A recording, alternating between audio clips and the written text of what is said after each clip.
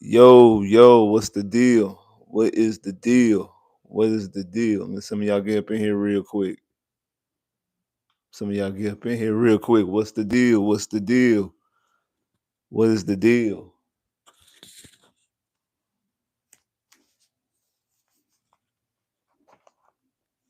Already. Make sure you hit that light button when you come through here. Make sure you hit that light button when you come through here. Already.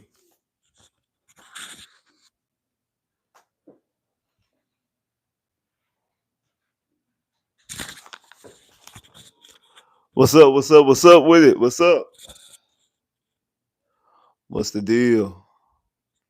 Make sure you hit that light button. I see more people jumping in here. Make sure you hit that light button when y'all jump up in here. Appreciate you. Appreciate you. Appreciate you. Already.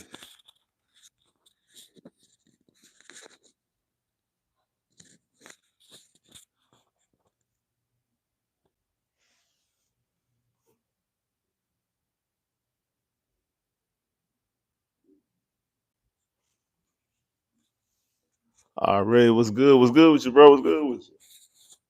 What's good with you?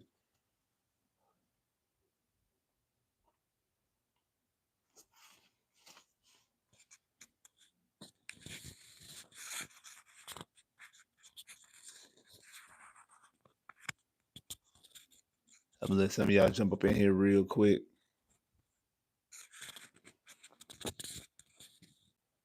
so we can get to talking about some of these new offensive coordinator candidates that jumped up on the scene. One mostly that like really jumped up on the scene. Other one I kind of talked about a little bit yesterday, but we can we can get more deep in depth in to their coaching styles and things like that. But so alrighty.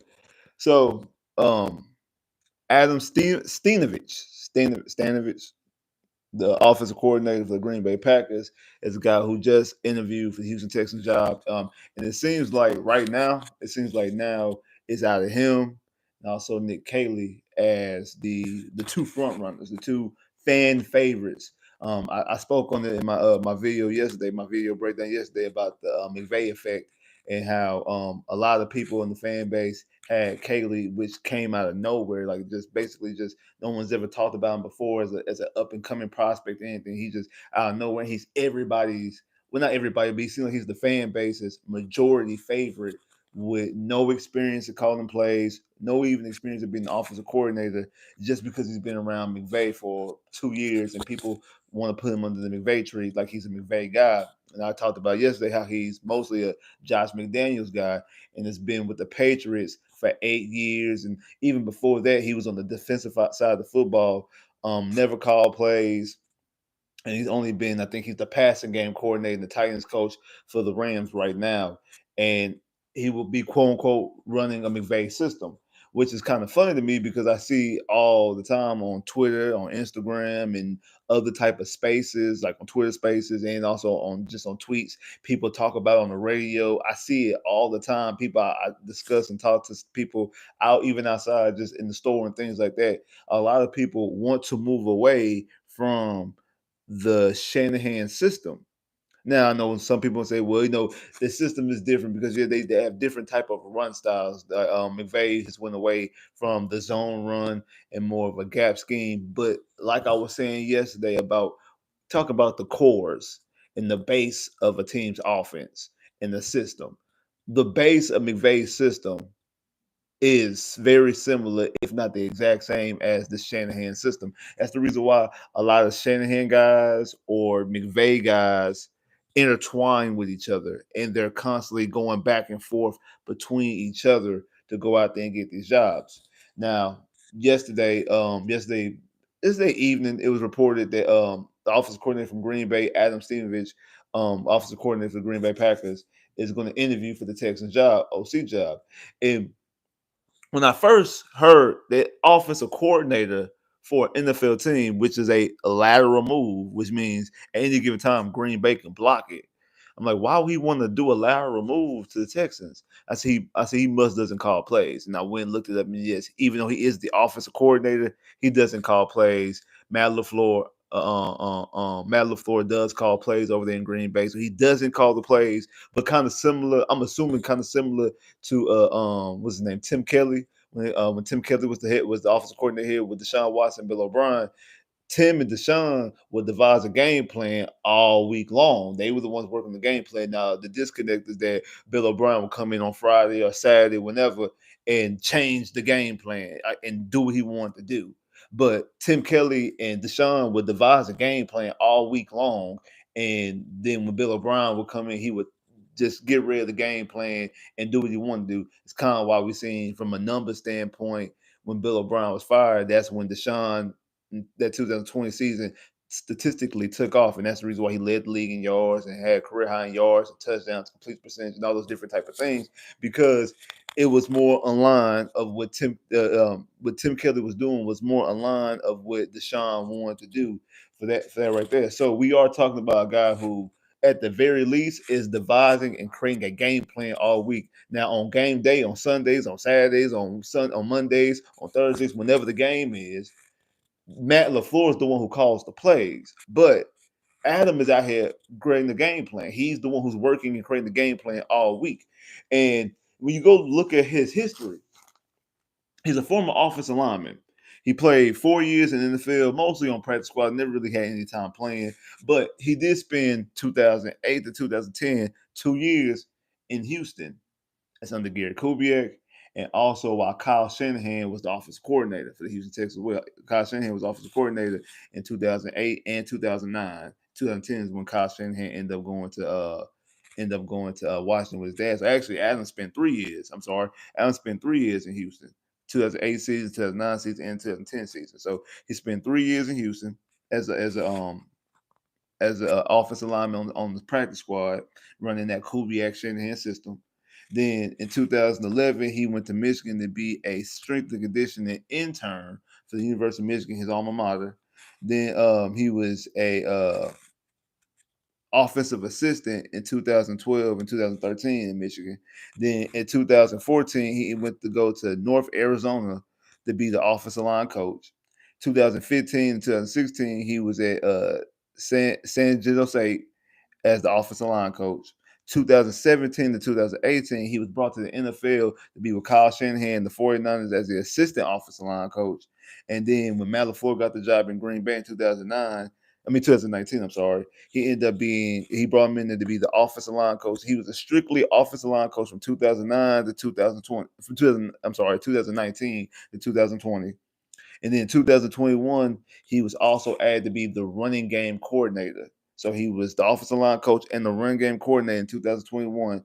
And then from 2022 until currently, he has been the OC for the Green Bay Packers. So 2022, 2023, and 2024. So the last 3 years, he has been the offensive coordinator for the Green Bay Packers. Now, he is yet to call plays because Matt LaFleur is the one who calls plays.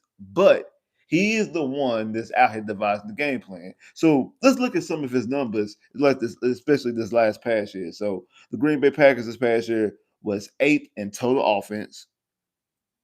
They were eighth in scoring offense, averaging 26 points a game. They were 14th in passing offense. They were sixth in rushing offense, fourth in red zone offense. I mean, they got to the red zone the fourth most out of any team in the NFL. Red zone percentage, which means how many times they can score touchdowns, they were 10th with 58.33%. So 58.33% of the time they got into the red zone, they was walking away with a touchdown. Remember, they were the fourth best team of getting to the red zone. And when they get to the red zone, 58.33% of the time they were scoring touchdowns. Now on third down, they averaged the 14th most first downs in the game. Of the season, and in converting third down conversions, they were 11th in converting third downs with 40.39% of scoring for percent on third down. So when you talk about when they get the third down and getting out punting situation, able to convert and get another first down, they were at 40.39%. And like I said, as far as getting first downs, they were 14th in the NFL getting first downs. Now, Jordan Love, he did miss some time, and he kind of have a down season, kind of similar to CJ. Both of him and CJ, like I know people were talking about it, during the playoffs last year that him and CJ, the whole Spider-Man meme and all those different type of things, that they really had pretty much the same stat lines. They kind of had the same stat lines this year too, but Jordan Love is actually better. Um, than CJ, but it is very close.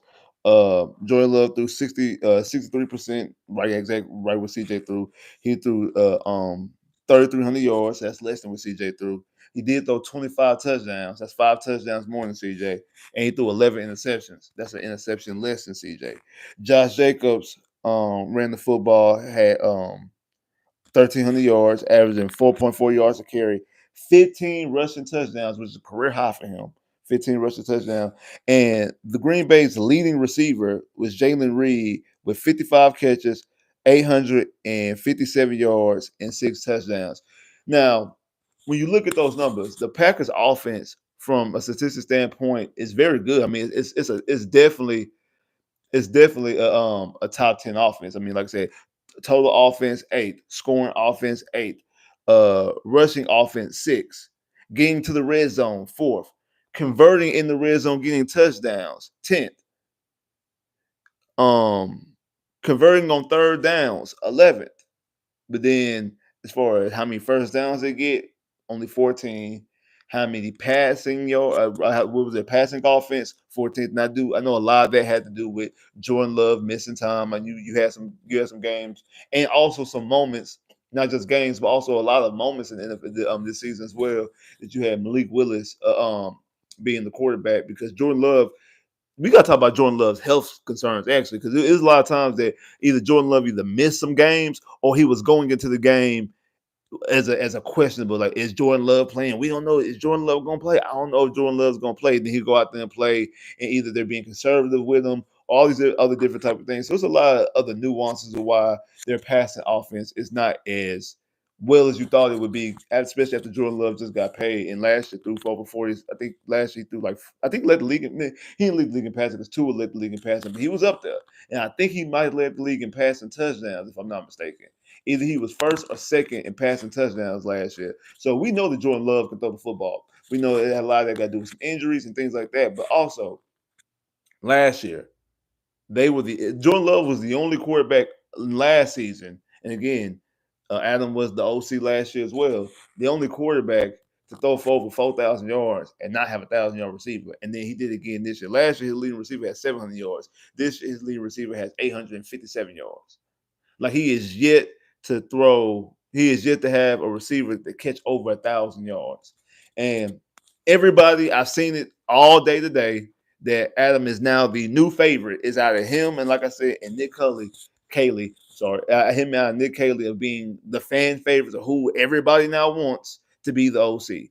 And I've seen someone go as far as saying that, yeah, I would love to get somebody from McFloor's tree. Matt LaFleur, sign me up. Somebody to come off of Matt LaFleur's tree. Absolutely. What tree does Matt LaFleur have? We have yet to see any coach that I can know of. I mean, somebody please point out a successful coach that has came from Matt LaFleur, from the Green Bay Packers from 2019 to right now. I don't know any. Now I'm not even trying to cast any aspersions, trying to talk about Matt LaFleur, his tree. I just don't know anybody got a job that I know of. I have I have no idea where I have no idea where anybody has gotten what you call it from, like has gotten the coach from the Green Bay Packers, to the best of my knowledge. If you know, please let me know, because I really don't know. I'm honestly, I don't really know, and so that's kind of weird to me. It kind of goes back to the same reason why it seems like Kaylee is the favorite. It's not based off of their credentials. It's not based off of what they've done. It's nothing to do about what they've done, how they've done it, what the offense looked like. It has everything to do with who they're associated with and how you perceive the person that they're associated with. And one, that's not a good idea, because just because somebody's associated with somebody doesn't mean that they're going to be as good or better than them. And also, like, we're just giving people credit that doesn't deserve the credit. Like I said yesterday about Matt LaFleur's coaching tree. Like, it's just Kevin O'Connell. That's it. There's a good coach from his coaching tree. because nobody talks about Staley. Nobody talks about how bad Staley was with the Los Angeles Chargers. Nobody talks about that, and that comes from Matt LaFleur's coaching tree. Only person from his coaching tree is Kevin O'Connell. That's a successful head coach. Because Matt LaFleur does not come from his coaching tree. Matt LaFleur was with Gary Kubiak and Kyle Shanahan here in Houston. Then he went with Kyle Shanahan and his daddy in Washington. Then followed Kyle to Cleveland. And then went with Kyle to Atlanta when the Falcons went to the Super Bowl and Matt Ryan won the MVP. And then at that time, because this is before, you have to follow the timeline. This is before Kyle took the job with the 49ers. He was still interviewing for the job for the 49ers. Matt LaFleur had already got the job with the Rams, and he called over. Sean McVay already got the job with the Rams, and he called over Matt LaFleur and said, "Hey, come be my OC." And of course, instead of waiting, because we don't know if Kyle's going to take the job, we don't even know if Kyle's going to get the job. I have this job right here, hand right here to be the OC. Boom, I'm gonna take it. And he took the job, and was only there for 1 year because McVay doesn't let anybody call plays. So since he doesn't let anybody call plays, Matt LaFleur took the job to Tennessee, called plays for 1 year with Vrabel, and then ended up taking the job in 2019 with the Green Bay Packers, and the rest is history. He's not a Matt LaFleur guy. He's not a Sean McVay guy. Matt LaFleur is a Shanahan guy. Adam played football under Kyle Shanahan being the OC and Gary Kubiak being the head coach. Then his first stint in the NFL is under Kyle Shanahan in San Francisco. Now he's spent since 2019 to now with Matt LaFleur, so he's been around Matt LaFleur for a while. But Matt LaFleur, like I said, is a Shanahan guy. So all these people talking about they don't want to run this system, and you don't want to run this system. You're going to run this system. Like, this is somebody, unlike Bobby, that's been in the system since 2008, played in the system since 2008, and actually has real groundwork. He's been out here, offensive alignment assistant, offensive alignment coach, offensive alignment / running game coordinator, then also being a complete offensive coordinator for the last 3 years. Unlike Bobby, who worked for PFF, then was quality control guy on defense, cutting up defensive tape. That's what he got in the room with DeMeco Ryans, and then went to being an offensive assistant, then went to being a passing game coordinator, then ended up being the Houston Texans offensive coordinator.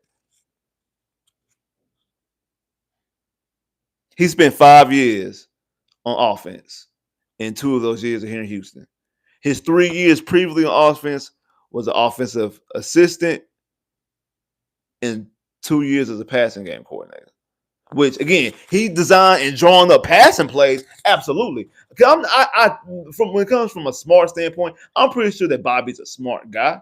He was out here drawing up passing plays, but it's one thing of drawing up plays and then being at the game and knowing, hey, when to call the situation. Like, yeah, looking what the situation is and knowing when to call it.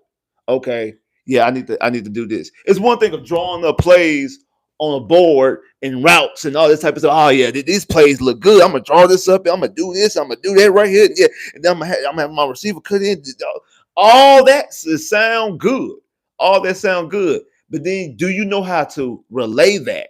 Okay, I know how to draw it up. Do I know how to teach it and to get my receivers to run those routes the way I need them to run?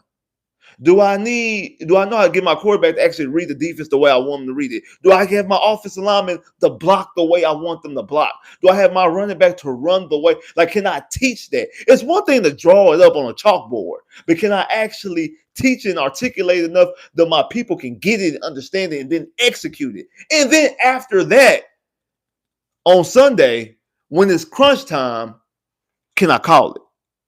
Do I know the right situation to call said play? Do I know the right situation to do this? Or do I just run and do stuff like, hey, we driving, we moving. I'ma just all of a sudden I'ma call Joe Mixon to throw to Xavier Hudson in the red zone right after Nico Collins just got a 40-yard gain, got us into the red zone. Got the 4-yard game, guys into the red zone coming out of halftime against the Chargers in the playoff game. When we could basically come out here and seal this deal right here, right now, coming out of halftime, 3 straight possessions with points on the board because we scored a touchdown, then kick the field goal before halftime. So it's 10-6. We go out there and go up by 11 points, 3 straight possessions with points. I'm gonna run a trick play. Just my offense has been moving the last 3 drives. This defense cannot stop my offense the last 3 drives. The momentum is on my side. And yet I'm going to go out there and I'm going to call a pass play to my running back and have my running back try to throw the football to Xavier Hutchinson, of all people. Again, just no diss to Xavier Hutchinson, but I'm going to run a trick play and have my running back, my Pro Bowl running back, throw a football to Xavier Hutchinson. When I have an all-pro receiver on the field, and I have a quarterback who was last year offensive rookie of the year, that's starting the wheel and deal right now. And again, that's what I'm talking about. Those type of situations, that type of stuff right there. And that's the reason why I want an experienced play caller.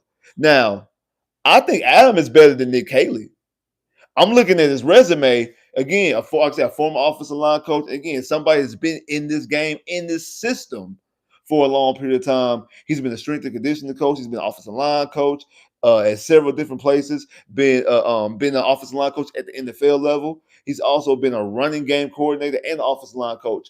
My only issue and my only drawback, again, he's also been the offensive coordinator for the last 3 years. Again, coming up with game plans and things like that. Get all that, knowing how to have the offense go. He has to make sure this offensive line guys is coaching. Make sure his running backs coaches are coaching. All these different type of things. Cool. But I have questions on him calling plays because he has yet to call plays. And I said this last week I said this last week or 2 weeks ago, whenever it was that we fired Bobby and we let Bobby go. That an absolute must has to be somebody that has called plays. It has to be an experienced play caller. If it's on the college level or on the NFL level. Again, I prefer the NFL level, but even if it's on the college level, I'm cool with that. It has to be somebody that's experienced at calling plays. I need somebody. I think that has to be a non-starter. It has to be somebody to call plays. Now, we can talk about all the names, the Chip Kellys and the Doug Peters and the Mike McCarthys and whoever else is out there, Byron Leftwich, all these other people out there. No one's calling these guys. I know it was reported that I guess that Chip Kelly was either spotted either in Houston or spotted at an airport near Houston or whatever the case may be. Nothing's been reported. One of the main reasons why I wanted Chip Kelly, why I wanted his offensive line coach, Justin Fry, there was offensive line coach at Ohio State. He also was his offensive coordinator and assistant offensive line coach, offensive coordinator and offensive line coach at UCLA. He went with him to Ohio State and was offensive line coach and running game coordinator at Ohio State. And he just took the job today in Arizona to be the Arizona Cardinals offensive line coach. So that was one of the main reasons why I wanted Chip Kelly. Because again, my number one, without anybody that we've interviewed, my number one person I wanted was Doug Peters. It seems like nobody's going after Doug Peters, and that's perfectly fine. And I had Chip Kelly actually after Byron Leftwich. I actually liked that Byron above Chip Kelly. No one's going after calling Byron Leftwich. That's fine as well. It seems like these guys probably don't want jobs. So Chip Kelly at that point in time was my number 3. But when I started looking and thinking about the offensive line coach and all these different type of things, Chip Kelly actually rose to number 2 right under Doug Peters. If Doug Peters 1, it was Chip Kelly 2. So, but that was mostly because of his credentials and what he's done, what his office has done, because his office was actually pretty good at Philly, even though the Eagles bottomed out. His offensive line, his offense was pretty good at Philly, and also what he could do and who he could bring in to be his OC, his offensive line coach. So now that his offensive line coach potentially is off the table, I'm not saying I'm cool on Chip Kelly. I ain't saying I'm cool off on Chip Kelly on the day, because I still think of all the guys that we've interviewed, if you throw Chip Kelly name in the mix, I would rather have Chip Kelly over all those guys because, again, Chip Kelly checks off all the boxes, play caller, former coach, former head coach. So all the different type of boxes that he can check off. He's had an offense that's been successful in the NFL. He can utilize the run game and stuff like that. He can utilize the RPOs and things like that. We want CJ to use his legs more, so he's the person who can utilize his legs more and things like that. So that's cool. Now, again, I look at Adam, and he's an intriguing prospect. He's a very intriguing prospect. I'm not going to sit back like he's not. Like I said, questions, hasn't called plays. He's not called plays before. Been offensive coordinator for 3 years. So again, I'm not worried about him coming up with game plans and things like that. But as far as actually calling plays, he hasn't called plays yet. And in the passing game, has a lot to lead, has a lot to he leaves a lot to be desired. Like I said, 14th in passing, 14th in first downs a game. His quarterback this past year only threw 3,300 yards, 25 touchdowns, 11 interceptions. I know he missed some time. Like I said, he was hobbling, hurt, and missing games like that. His leading receiver the last 2 years have not cracked 900 yards. Last year, his leading receiver had over 700 yards. This year, his leading receiver has 800 yards, 857. Now, again, they don't have a Nico Collins. I understand that. They really have, I ain't gonna lie. Green Bay has a lot of twos and threes as their receivers. Um, he has twos and threes as his receivers. He doesn't have a number one receiver like Nico Collins. So you could probably look at that.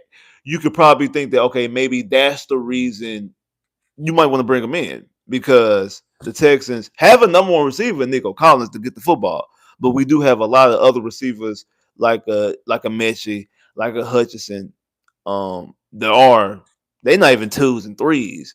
We talking about like fours and fives and sevens and eights. We don't have any. Like, I mean, we don't know what we're gonna get out of Tank Dell. We don't know if Tank Dell is gonna be available. I don't think Tank Dell is gonna be available next year. I think that we probably won't see Tank Dell to 2026. We don't know if we're gonna bring back Stephon Diggs. I know I've seen some people that wants to bring back Stephon Diggs. I see some people don't want to bring back Stephon Diggs. I told you this before. I think if Stephon Diggs does come back, it's more of a salary cap situation, because he already counts $14 million against the salary. 16 million. I'm sorry. He already counts $16 million against the cap. He already counts $16 million against the cap anyway. No matter if he's on the team, no matter if he's on the team or not, he already counts $16 million against the cap anyway. So since he already counts $16 million against the cap anyway, we don't know exactly what you're gonna do, because you can bring him back and try to lower that cap number, because since he counts against the cap anyway, you bring him back to try to lower the cap number. So that's really, you're not bringing him back because you think he can go out there, he can ball, he can catch 1,000 yards, he could be the number two receiver or the number one receiver. You're really bringing him back to lower that cap number so you can do some other things when it comes to the cap. So that's really the real reason why you potentially would bring back Stephon Diggs. So that's why you would potentially bring back Stephon Diggs.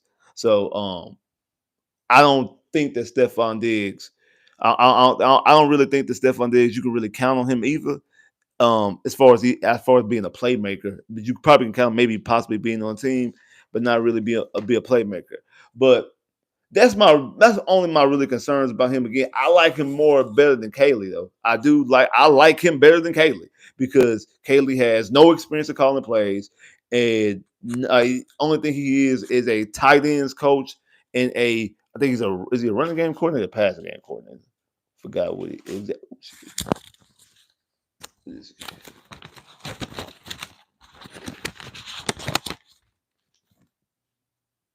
Passing game coordinator. Okay, he's a passing game coordinator. So he's a tight end slash passing game coordinator. And like I said, he's been with the Patriots from 15 to 2022. 15, 16, he was an offensive assistant. And in 17 to 2022, he was a tight ends coach. And then he came with the Rams in 2023. He was a tight ends coach. And then this past year became the tight ends coach slash pass game coordinator. So he's only been a pass game coordinator for a year. He's only been a pass game coordinator for a year. only been a pass game coordinator for a year. When we talk about Adam Stenavich, this guy here has been he has been an offensive line coach from 2019 to 2020. Then 2021 got the running game coordinator status. And then from 2022 to now, so 2022, 2023, 2024, the last 3 years, he's been the OC, the complete OC. Now, well, not complete because he doesn't call plays. So again, that's my most biggest drawback is the non-play calling. Um, and then also my other thing is about passing. What about the passing game? What about the passing game? But like I said, he's seemed to rise up a lot of the just within today. He rose up and became a lot of Texan fans. Well, I've seen a lot of Texans fans number one or number two candidate. Like he's like now the new fan favorite. And I seen it seems like it's mostly because not because of his credentials, not because what he's done, not because he's been around. Well, it is who he's been around because he's been around McVay, not McVay, Matt LaFleur, and because since he's been around Matt LaFleur, and people want to tie Matt LaFleur to Sean McVay, they feel like it's some type of symmetry that they're getting, and that's the reason why they want these guys. When I think there's another candidate that that we should be looking at. I told you about Jeff Nixon, who is I see him a lot of people don't want, which I don't understand because he was a interim offensive coordinator with Carolina, and then this past year he's been the offensive coordinator with Syracuse. They had the number one passing offense. Number one passing offense. Now again, they struggled in the running game, but they had number one passing offense in college football, and they were fifth in time of possession. No one passing offense, fifth in time of possession. And they utilize a lot of screens and things like that because again, they utilize the quick. That's the reason why they in the run, they wasn't that good running the football because what they utilize is the short passing game, like the little short passing game to substance for a running attack. Kind of similar to the Kansas City Chiefs. Because y'all do know like when the Chiefs won their first Super Bowl, like when Pat won his first Super Bowl in 2019, his leading rusher only had 450 yards. Crazy, huh? Like Super Bowl champion, leading rusher for the season had 450 yards on the season because they didn't need to run the football like that.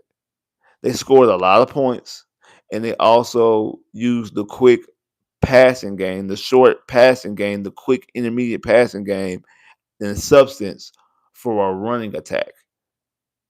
I'm a Texas Tech fan. I see it all the time at Tech, especially when we was running the air raid under Mike Leach.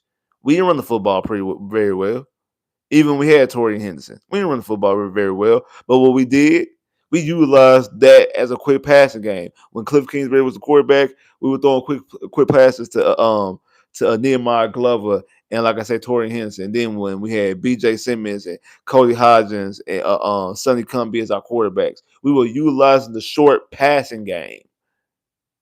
We were utilizing the short passing game to go out there and substance for a running game because we didn't run the football well with Torrey Henderson or Nehemiah Glover. What we ended up using, taking Nehemiah Glover and moving Nehemiah Glover to receiver, and we were basically using him in the screen. That's the reason why Texas got all those slot receivers like Wes Welker and Dan Amendola. Like that's the reason why we utilize all them slot receivers because we didn't run the football well. What we did was utilize those slot receivers and even the guys who were classified as running backs. We would use them as receivers, like Nehemiah Glover and Torrey Henderson. We would take those guys and use them as receivers, even though they really technically are running backs. We would use them as receivers and throw the football to them. And I said those quick little screens and slants and things like that, quick short passes to substance for a running attack and use that as a running game. So I've seen it every Saturday when I was watching college football.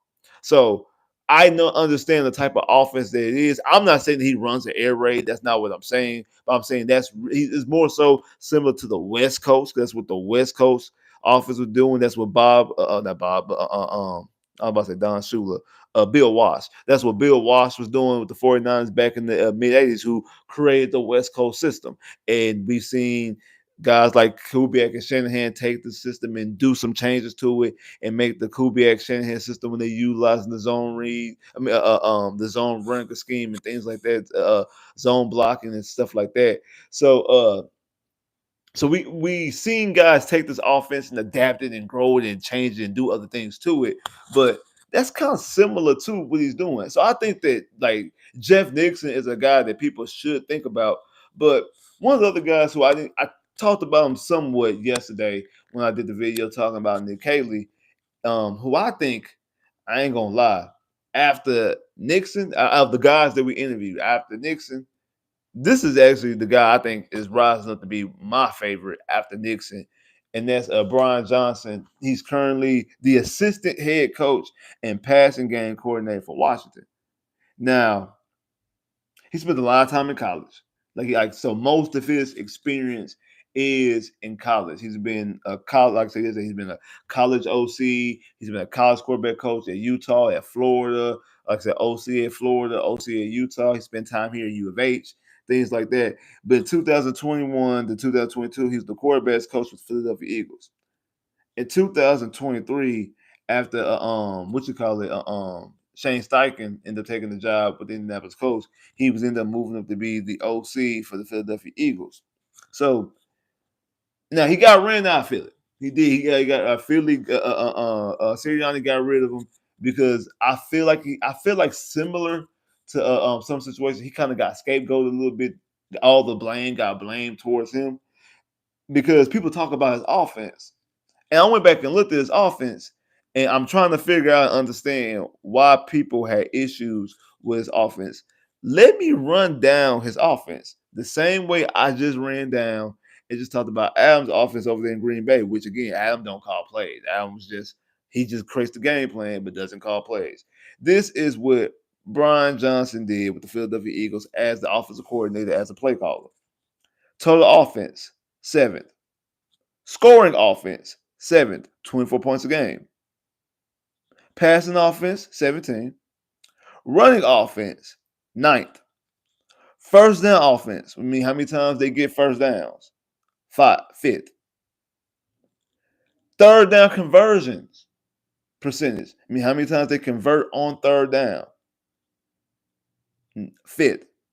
Percentage wise, he converted third downs 46% of the time. Red zone, how many times he gets to the red zone? 10th. How many times he scored touchdowns in the red zone? 9th. But check this out. At 59%. So he would get to the red zone the 10th amount of times, 10th best in the NFL. And when it's time to score touchdowns, he scored touchdowns 59% of the time.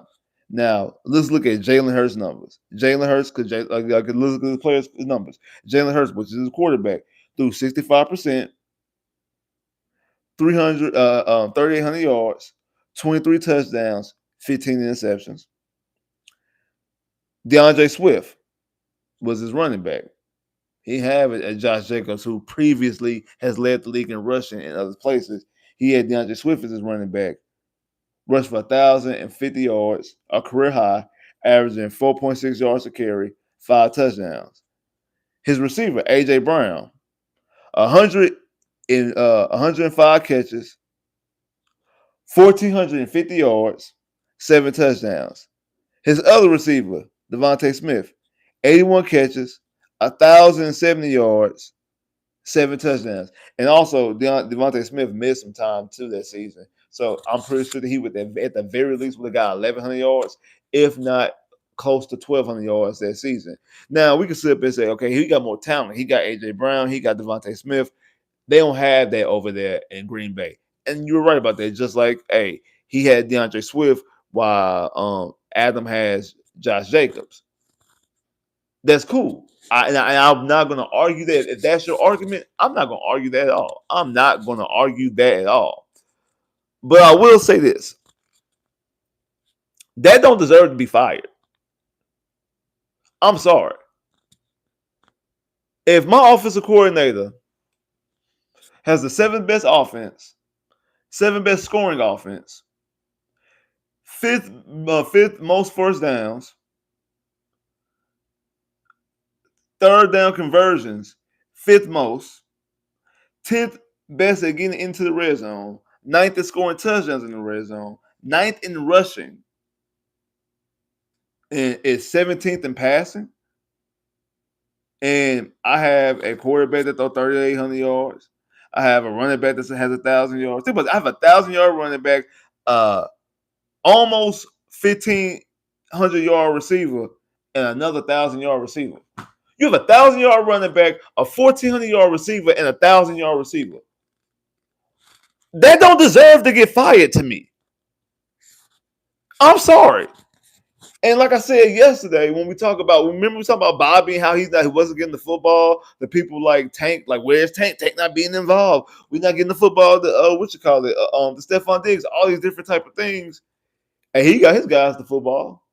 And again, I know I get it. He got rid of them. Now the Green Bay, the Philadelphia Eagles, they in the Super Bowl. All this type of things. I get it. Jalen Hurts still doesn't look. I mean, it looks like the Eagles. I'll put this. Jalen Hurts has been to his second Super Bowl now. He has two Super Bowls under his belt. No matter what happens a week from tomorrow, he will have went to two Super Bowls, and you can't take that away from him. And he could potentially end up winning a Super Bowl a week from tomorrow. We're not going to look. We don't look at Jalen Hurts the way we look at the Mahomes, the Allens, the Burrows, the Lamar Jacksons. For some strange reason, Justin Herbert, any of these guys. And I do think that you should throw him over Justin Herbert because Justin Herbert ain't won the playoff game yet. So I do think you need to at least win a playoff game, or at the very least play well in the playoffs, because you threw 4 interceptions in the playoff game. But anyway, that I digress. To even get into that conversation, bro, you talking about giving this dude CJ Stroud, and also, by the way, this dude's only 37 years old. He's not even 40. He's only 37 years old, by the way. So again, y'all talking about bringing in somebody that's young and innovative and things like that, like a McVay, like a LaFleur, a Shanahan, a Kyle Shanahan, a Mike McDaniels, and we talking about these Kevin O'Connell. We talking about these guys being head coaches. Like we're talking about bringing him in as an OC at the age of 37. Now Adam is only 41. Adam is not that old as well. I get all that, but we're talking about bringing a guy in to be a young OC who's called plays before. And the offense that he ran was the 7th in scoring, 7th total offense, 9th in rushing, 10th in getting first down, 10th in top 5 in getting first downs a game, top 10 of converting converting third downs, getting into the red zone, converting red zones, top 10 in both of those categories. Has a 1,000-yard running back, a 1,400-yard receiver, and another 1,000-yard receiver. And we're talking about him doing that already. And we're talking about giving him CJ Stroud. Talking about giving him Nico Collins. Talking about giving him Joe Mixon. And whoever we might draft or sign or trade for via free agency. Like, I'll take CJ over Jalen Hurts. I take Joe Mixon over DeAndre Swift. Now, even though I've been saying that that Nico Collins is the best receiver in the NFL. That's AJ Brown's second best year. That's not even AJ Brown's best year. So I'll give you AJ Brown. As of right now, I'll give you AJ Brown over Nico. You could get a receiver better than Devontae Smith in this draft, especially if you go out there and you trade for Gary Wilson, or you trade for not Debo, but DK Metcalf, or any of these other receivers that potentially be rumored, T. Higgins, whoever else is potentially be rumored or possibly be free. DJ Moore, any of these other receivers that potentially either being free or end up being moved and things like that. You basically, what I'm saying is, you're going to be giving him a more talented offense that he coached in Philly. Now, the same thing to be said about giving a more talented offense than Adam had in Green Bay as well. But my thing is this: I don't understand why people are either not talking about him at all, or they just whatever with him. That's what I'm kind of like the confused about. It's like either they're not talking about him at all, or nah, I'm good. I'm good on him. Like, why? Oh, because Philly fans don't like him. and they Philly fans. Like we know this as a fan base itself. Because there's a lot of y'all out there that didn't like CJ Stroud before the draft. Y'all wanted Bryce Young. No, we gonna talk about it. No, we gonna talk about it. A lot of y'all wanted Bryce Young. A lot of y'all didn't want Will Anderson. A lot of y'all didn't want Stingley. A lot of y'all didn't want D'Amico Ryans. A lot of people said that Davis Mills was going to be the starting quarterback. A lot of people said that Davis Mills was was going to be the next guy. That people was hating on Davis Mills. A lot of people said that. A lot of people said that. A lot of people just talk crazy about players all the time, and then they go somewhere else and play well, and but oh man, we shouldn't have got rid of them. It happens all the time. How many Buffalo Bill fans were talking about Stephon Diggs we trade for him? Like how many times Bengal fans was talking about Joe Mixon. Bengal fans this offseason was talking about Joe Mixon. Oh man, Joe Mixon, watch, man. I don't know. The Texans fans think they got some. Joe Mixon can't do nothing. Joe Mixon, watch, man. We seen that he cooked, man. Joe Mixon cooked. He cooked. Yeah. And he went out there and was balling the season. In my opinion, was the best offensive player throughout the entire season. Consistently, he was the best consistent offensive player that we had. But there was a lot of Bengal fans that said that. You know, that happens all the time because that's what fans are. The word fan is short for fanatic anyway. So that's how fans are. That's how they are. And that's cool. But I take what the fans in Philadelphia say with a grain of salt. Remember, this is the same fan base that got rid of Andy Reid.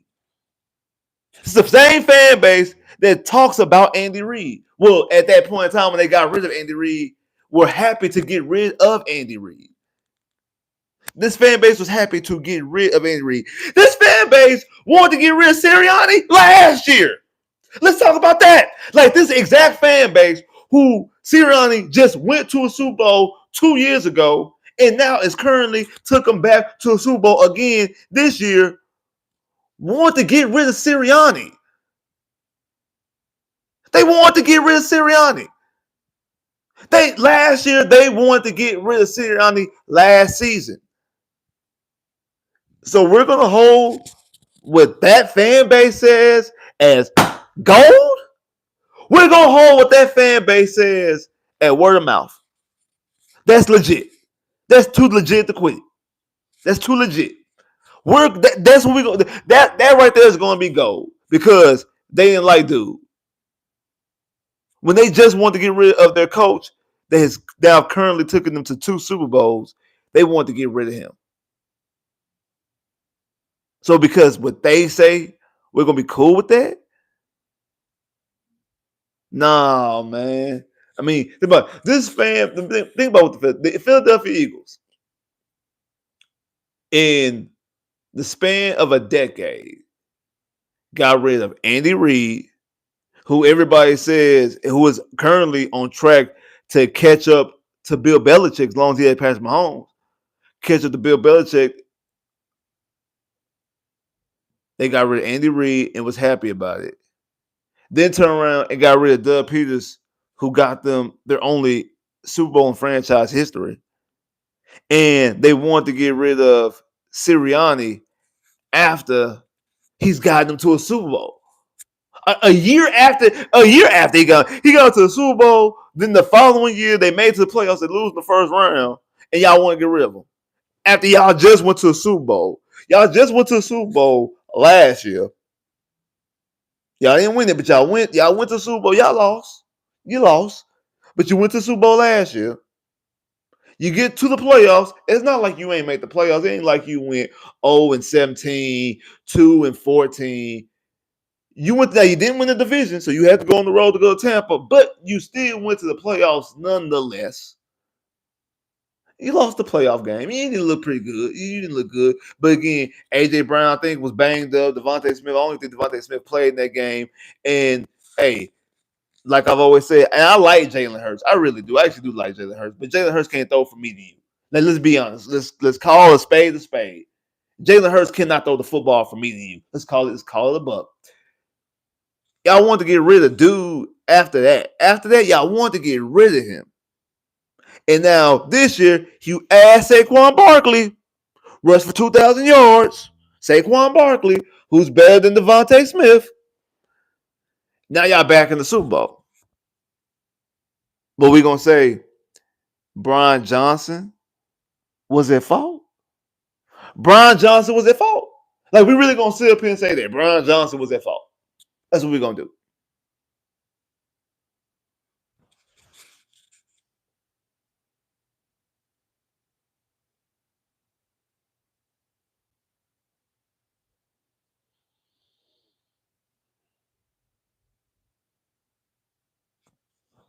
Man, we gotta do better, y'all.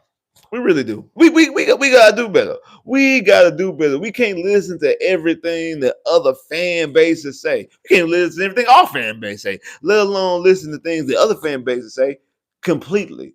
You gotta take some of these things with a grain of salt. I understand, get the information. I'm not saying not listen to them at all, not hear them, not hear what they say. You take the information and then you look at what things are and you make your own decision. I'm not even telling you to take my own information. Just because I say, hey, I like this player, you should like him. I like this head coach, you should like him. I'm not saying that either. I'm giving you these tools. I'm giving you the tools. I'm giving you the information. I'm giving you the tools and I'm giving you the information right here. And you go out there and you do with that as you will. You do with that as you will. But I'm not gonna sit up here just because a Philadelphia fan said that they ain't like him. They get him off my team, and I go look at these numbers, and I'm like, I have a hard time saying I don't like this offensive coordinator that seventh in offense, seventh in total offense, seventh in scoring offense, ninth in rushing offense, 17th in passing offense. So that's not all that good. But fifth in getting first downs, fifth in converting third downs, 10th at getting to the red zone, ninth at scoring touchdowns at the red zone, and my running back, I have 1,000-yard running back, a 1,400-yard receiver, and a 1,000-yard receiver. Uh, Now, maybe, you know what I'm saying? Like, now, we'll get now, maybe we watching the games and we watching the play calls and stuff like that. You like, why you running that play? That could be it. That very well could be it. I'm not gonna sit up here and say that. So again, I'm not gonna sit up here and say that that's like I am just reading just dry numbers with no context to it. I will throw that out there. I'll be 100% honest and 100% legit. I will throw that out there. I will. However, some numbers look pretty damn good. I ain't gonna lie to you. I'm not gonna lie to you. They looking pretty good. And again, like I said, when you look at Adams Adam over there in Green Bay, I mean the same thing. I mean, we're talking about total offense 8, scoring offense 8. It's crazy. They both was total and scoring both of the same numbers. Crazy. But yeah, total offense 8, scoring offense 8, passing offense 17th, rushing offense 6, red zone 4th, red zone conversions 10th, first downs 14th, third down conversions 11th. Now I will say this: I do think with Adam, you're going to have a better rushing. I think Adam bringing in Adam Stenavich, I think that's going to bode well for I think that's going to bode well for Joe Mixon. I really do. I think that bodes well for Joe Mixon. I also think we'll probably get another running back in here. Possibly also same thing with DP. I think that bodes well for him because again, a former offensive lineman, former offensive line coach, former running game coordinator, and I'm looking at their numbers now. I know at one point in time, 'cause I knew their rushing offense should be pretty high because I know I think around the time that we played them would that have been week 7 because Nico got hurt week 5. Then we played the Patriots. Yeah, so week 7. So we played them week 7. At that point in time, we played them week 7. they were the number one or number two rushing offense in the NFL. We played them in week 7. And even though they were the number one, number two rushing offense, I know that Jordan Love was like Jordan Love was top 5 in passing touchdowns. He was top 5 in passing touchdowns, and he was top 5 in passing touchdowns, and they were like they were top 5 in running in their running attack. So I knew before I even finished the numbers, I said, I mean, unless they just had crazy fall off the back half of the season, they at the very least would be top 10 in rushing. And like I said, I think they were number 2 or 3 in rushing. So at that point in time, that's week 7. So for them to be 6, I'm not going to just say it was a fall off because I know some of that probably got to deal with, I know down the stretch they played the Lions and they played the Vikings down the stretch, and again you have to get out of the running and probably throw a little bit more in those games because they was 0-4 against those two teams. They got swept by both of those teams, both the Lions and the Packers. I mean, both the Lions and the Vikings. So I understand that. I do understand that. That aspect of it. But I do think that this will help and bode well for Joe Mixon and the running attack. And again, getting the offensive line right, which is the most important thing. Again, you get Joe Mixon running well, that helps protect CJ as well. Like that's another thing that will help protect CJ and help protect CJ a lot. But I think of those two, out of Adams, Stenavich, and Brian Johnson, me personally, I'm leaning towards Brian Johnson.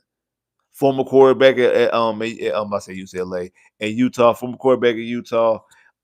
He's been a quarterbacks coach before, passing game coordinator. Like I say, right now he's currently the assistant head coach for Washington that went to an NFC Championship game. Like he's the passing game coordinator slash assistant coach. And I have no problem with him being a passing game coordinator because he's been a offensive coordinator before. He's called plays before and called plays and had an offense moving very well before, unlike Kaylee. That's yet to call plays. Kaylee is yet to even be. At least Adam has been the offense coordinator for the last 3 years. He's at least coming up the game plays. He ain't just designing pass plays. He's actually designing the whole entire game plan.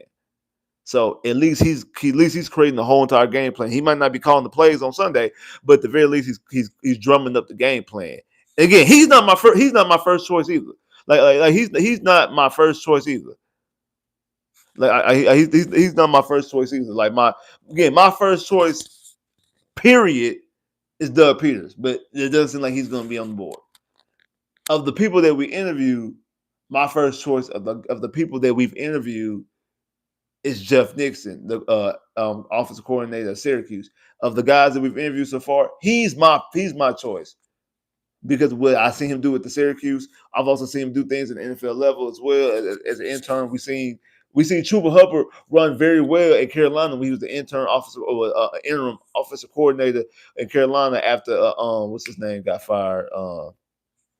Matt Rule, after Matt Rule and had got fired. Matt Rule and what's his name, Joe Brady, when they got fired. So when he was the people that we interviewed, and then after that, I ain't gonna lie to you, I have Brian Johnson.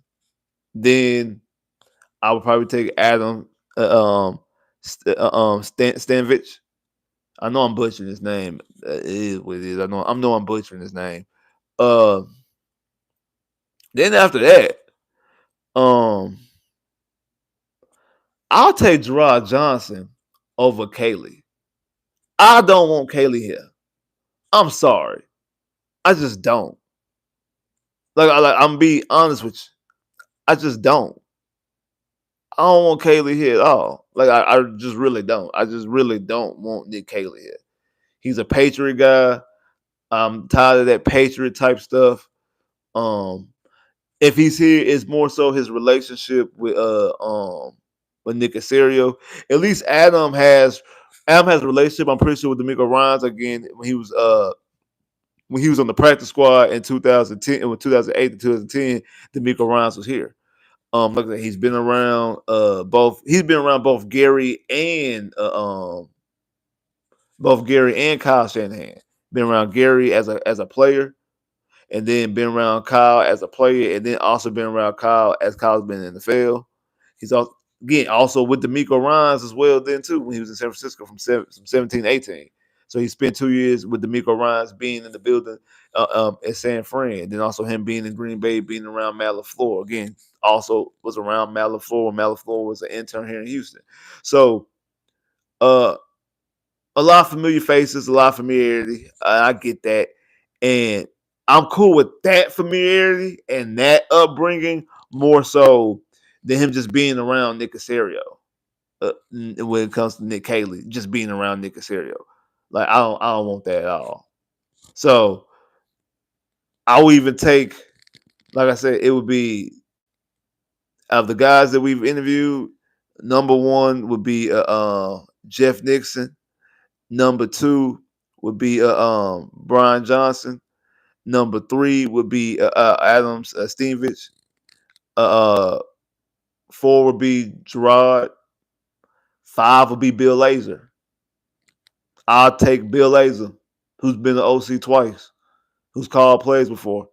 I would take him over Nick Caley.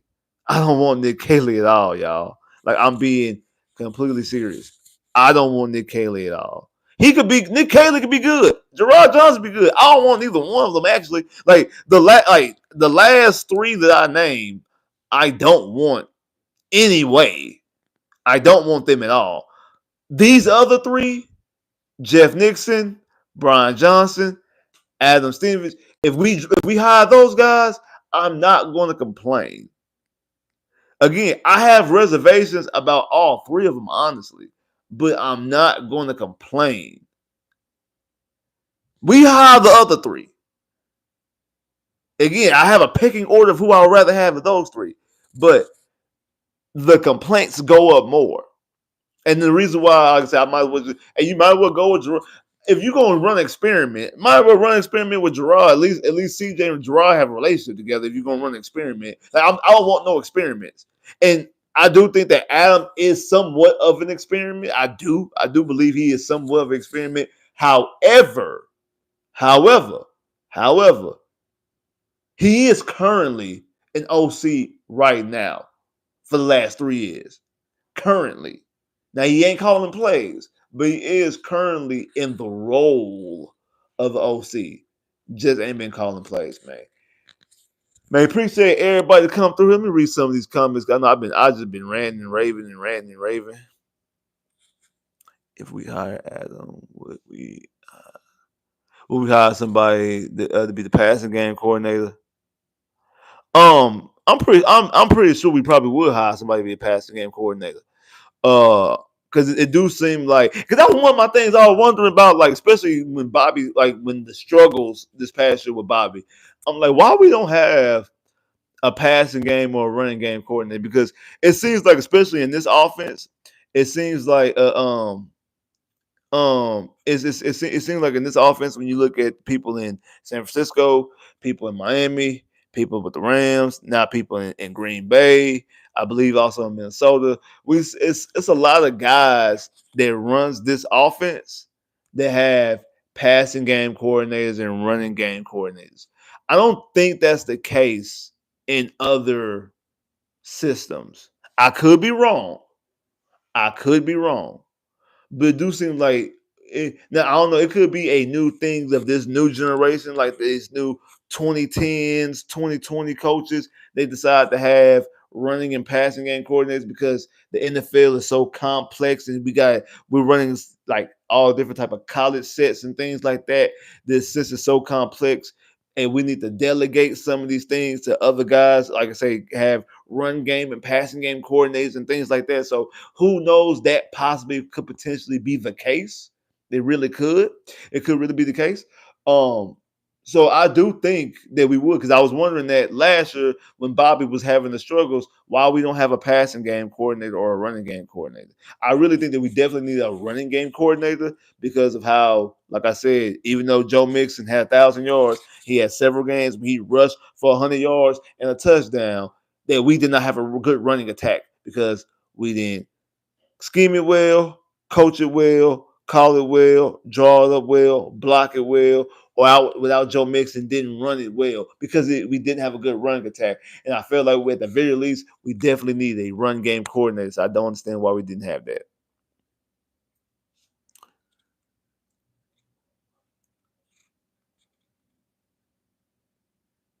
You're right. You're right, bro. People are emotional and just be tripping for no reason. And I think that's the reason why like the teams do sometimes react like too quickly and too swiftly when it comes to hiring and firing coaches. But sometimes I mean you just know like with Bobby you knew the right ones on the wall. A lot of them wanted him. Yeah, I know they want him gone. I know they want him gone this season. I know they did.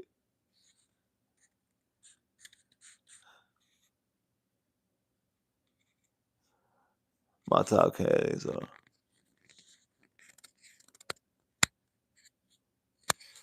So your top four candidates is Adam, Brian, Kaylee, and Nixon. Yeah, I just can't roll with the Kaylee. But I mean, at least you don't have Kaylee one. Like, and you don't even have him two. You have him three. So I'm cool with you having Kaylee three if you gonna have him on your list. But I mean, I'm not rocking with Kaylee like that.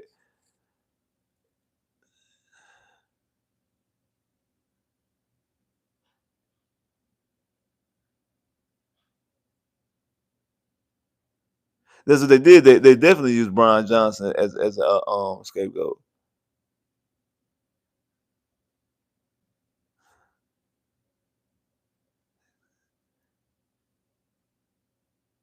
Why would the Texans reach out to Airbnb? Yeah, I thought I seen Airbnb get hired. He got hired as the running backs coach for the Bears. I mean, that's good. That's good for Airbnb. Like to get that's good. He got back in the NFL. I mean, um, I think Airbnb showed you in Washington, and then also showed you in UCLA uh, that he should have stayed in Kansas City. I never understood that. I know some people like, hey, he bailed himself and all types of. Bro, listen here, listen, Linda, listen, Linda, listen. Um, you got potentially one of the greatest quarterbacks of all time. You have one of the greatest offensive minds of all time, and Andy Reid. I understand you want to be a head coach. You want the money, all the things to go with it. I get that, understand that. But if no one is hiring you, no one's hiring you. You went interview with at one point in time he went on like I think he went on like 20 different interviews in the span of 2 years or something like that. Span of 2, 3 years. He went on 20 different head coaching interviews and didn't get no job, no offer. Bruh. Bruh. After winning Super Bowl, which you won two Super Bowls, bruh. I'm not going nowhere. Me personally, I'm not. I'm like, okay, hey, this ain't meant for me. Hey, this ain't meant for me, bro. This is not meant for me to be a head coach because they saying calling plays, all the different type of things. And again, clearly, it don't matter to call plays because two of the Texan fans' top candidates don't call plays. So it seems like calling plays isn't that big of a deal right now. Um, hey, I'm gonna just sit back here and win Super Bowls. Cause Airbnb looks like Tyreek Hill just as a coach version. Nobody talks about it because he fell off so much that no one cares and talks about it anymore. Because at least Tyreek Hill went over to my and really so Tyreek Hill's a victim of his own success because Tyreek Hill goes to Miami and has two 1,700-yard seasons. And so his name keeps being brought up. But now, because his name keeps brought up and KC is winning Super Bowls without you, Now you looking, yeah, you a tremendous talent. You got all these yards. Whoop, whoop, whoop. Your team winning without you, bro. And now you're not even in the playoffs. And you talking about you sick of losing, and all this other type of goofy stuff.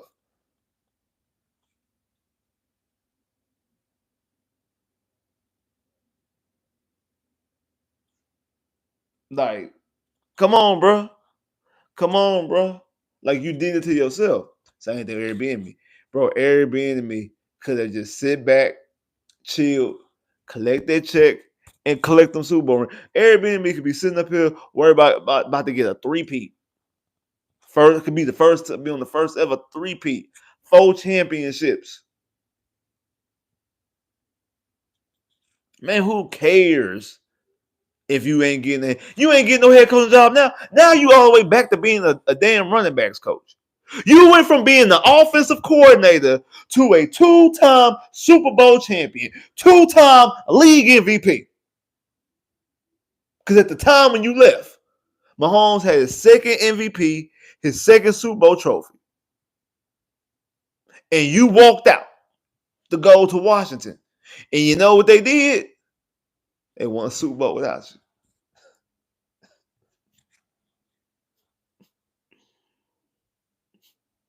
They won a Super Bowl without you. And you got fired.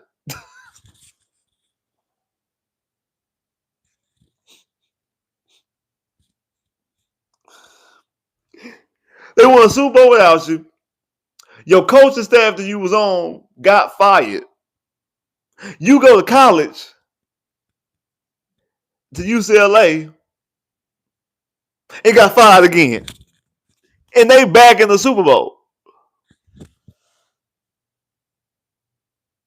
Let that sink into y'all. Ladies and gentlemen, boys and girls, kids, children of all ages. Let that sink into you. Like let that sink in. Think about that. Think about that. Think about that. Think about that. Like think about that. You were the offensive coordinator of a two-time Super Bowl champion, two-time league MVP. You were the offensive coordinator of that. You yourself. Now you got offered a job, and you yourself walked away from that to bet on yourself. So, for us betting on yourself, can respect the aspect of you betting on yourself. But you walked away from that to go be the OC at Washington. That coach gets fired, so you lose your job. The team that you was on wins the Super Bowl. Then you go to UCLA to be the offensive coordinator there. You get fired from that job. Your team that you was on currently in the Super Bowl. And mind you, the team that you was the offensive coordinator of in the other year was in the NC Championship game. Now I understand they got new pieces because they got new quarterback and stuff like that, but still, they in the NC Championship game. Now you are the running backs coach of one of the worst teams in the NFL, the Chicago Bears. You went from being the OC to a two-time Super Bowl champion. Now you're the running backs coach.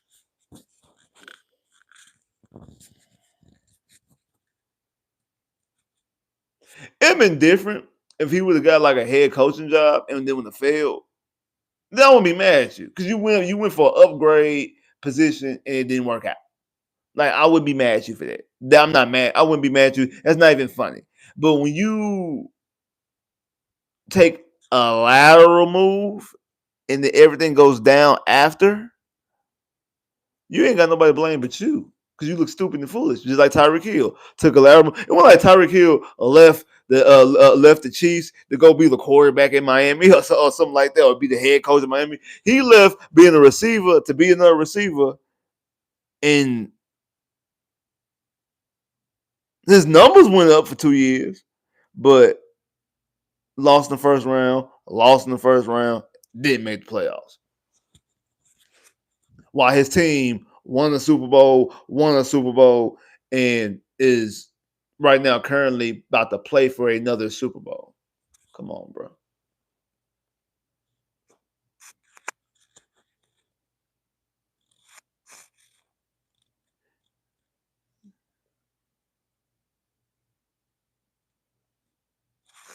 Damn, Chip Kelly isn't going anywhere. Chip Kelly immediately flies to Houston. Hey, I don't know why Chip Kelly's in Houston. I haven't heard any information about him interviewing for the job. Again, if Chip Kelly does interview for the job, I said this the other day, like Chip Kelly is the last person that you interview. Um, what I mean by that is if you interview Chip Kelly, that interview ends with a negotiation. Everybody else, Adam, Kaylee, Nixon, Johnson, Gerard Johnson, Laser, like anybody else that you interview, that interview ends with you shaking the person who you interview, like them shaking D'Amico and Nick Casario hand, and will be in contact with you. All their interviews end the exact same. Chip Kelly's interview ends with a contract negotiation. That's how the interview ends. That's why if you're going to interview him, you're going to interview him last because you already know pretty much he's going to be the person I'm going to hire if he wants the job. Because it's really, I mean, unless he just went out there and just said some outrageous stuff like, hey, yeah, I really don't too much. I don't really like this player, that player. You need to do this. Like, unless he go out and say some stuff like that, which he wouldn't. Because if he's interviewing for the job, he's interested in the job. Because he's not like somebody that's young that's trying to get some interview experience. He's interviewing the job for one or two reasons. Because he's interested in the job, or he's trying to use it as leverage to get a pay raise at Ohio State. And I don't even think he would even need to interview for the job to get the pay raise at Ohio State. So,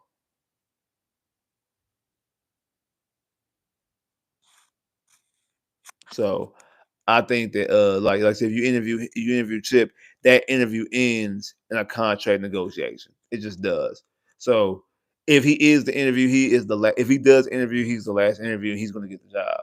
And the only way he doesn't get the job if either he doesn't want it, which while he fly down here to interview for it, and or two, if he just says something completely like stupid. So, but do he get the job? I don't know. I don't even know if he interviews.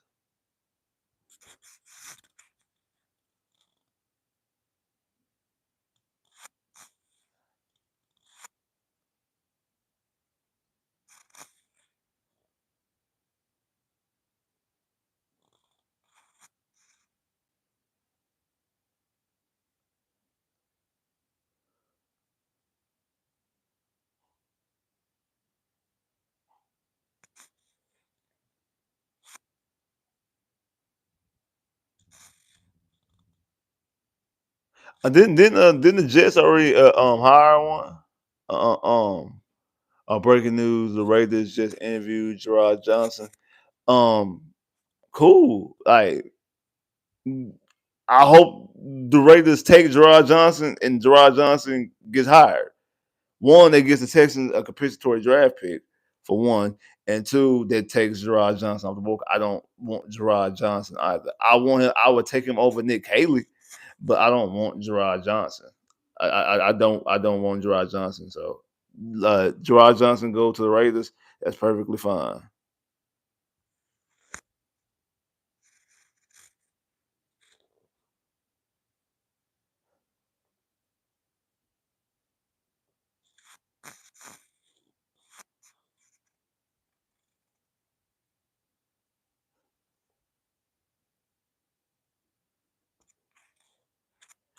Nah, I don't think whoever OC is, they're gonna make him keep. If Gerard Johnson is still, they're not gonna.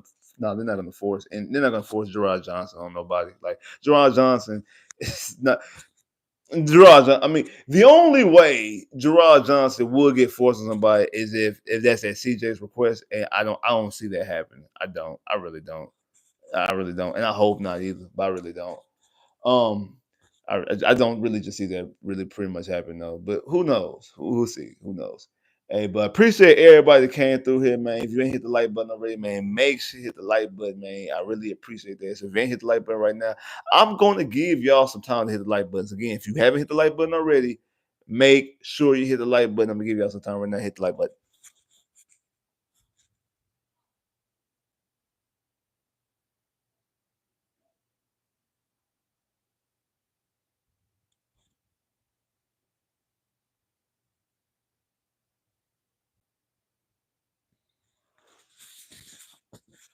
I really, very, very appreciate that, man. Like I said, man, appreciate everybody that came through here. Everybody hit the like button. I very appreciate you hitting the like button. Y'all know what it mean to me, especially me here coming in late, short notice. Appreciate everybody that came through here, chopped it up with your boy.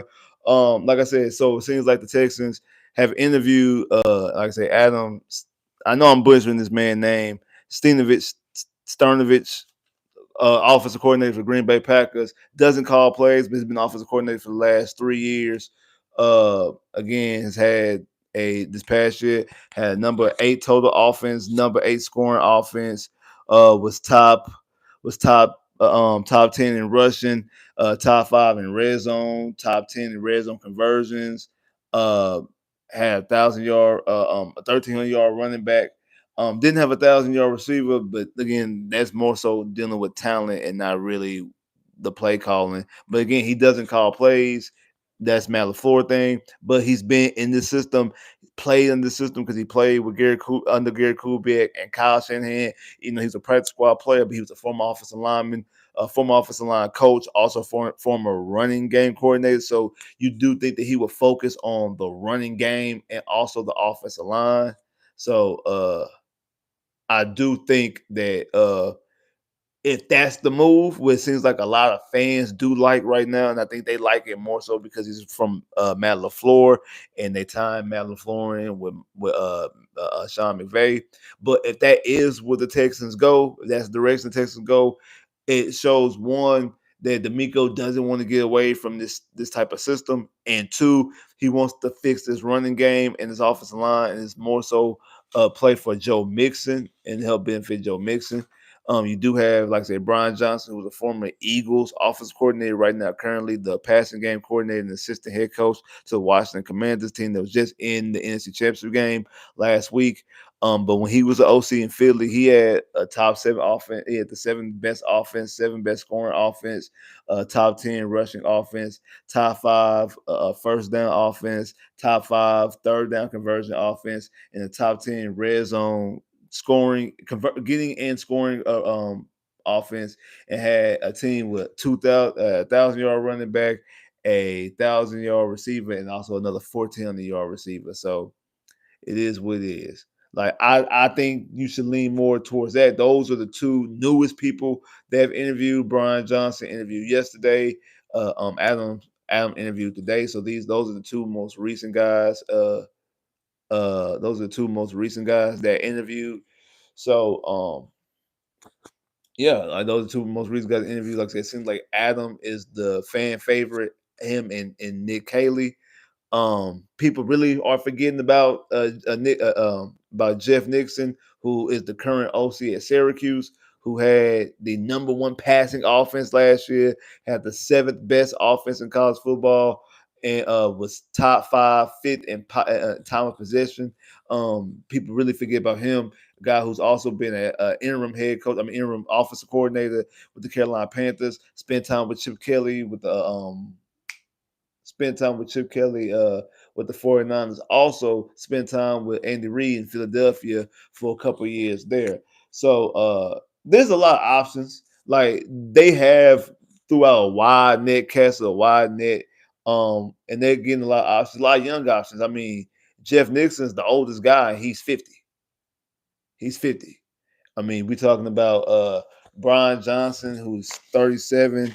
We're talking about Adam Stenavich, who's 41. Nick Caley, who's 42. Like, so we're talking about a lot of youthful guys who the oldest guy is 50, and everybody else is 42 and under. And we're talking about one guy who's 47, 37. I'm sorry, 37. So, hey, I think this would be very, very interesting, man. Like, share, subscribe. If you haven't commented below, if you haven't clicked that bell, get my video. Oh, also follow your boy on social media. The link is in the description. Like, right, go look in the description. Follow me on social media. But if you don't want to look in the description, follow me on IG, Spitz, SBITZ 389 underscore on IG, and on Twitter, X, whatever you want to call it. It's Spitz, SPITZ 389 YouTube. Spitz 389 YouTube on Twitter, and then on IG it's Spitz 389 underscore. Make sure y'all go follow your boy on them social media sites, because hey, that's when y'all know when I'm going live, when I'm dropping videos, things like that. Don't just look it up on YouTube. Make sure y'all look it up on the social media platforms. Also, make it real easy. Go ahead and hit the link in the description. The link is in the description. This video and all my other videos as well. So, man, like, share, subscribe. If you haven't, comment below. If you haven't clicked that bell, get more videos. I holla.